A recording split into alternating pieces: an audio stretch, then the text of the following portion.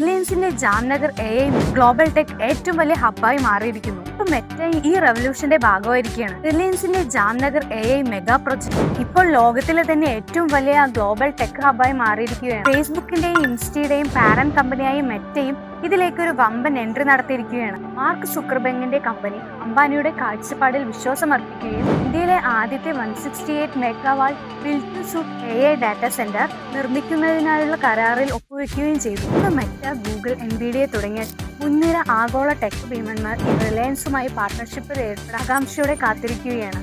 ഇതിനെല്ലാം കാരണം റിലയൻസിലൂടെ അംബാനി സൃഷ്ടിച്ച ചരിത്രമാണ്. Reliance dream was simple. എല്ലാ ഇന്ത്യക്കാർക്കും താങ്ങാവുന്ന രീതിയിൽ 4G ഡാറ്റയും ഫോണും ലഭ്യമാക്കും.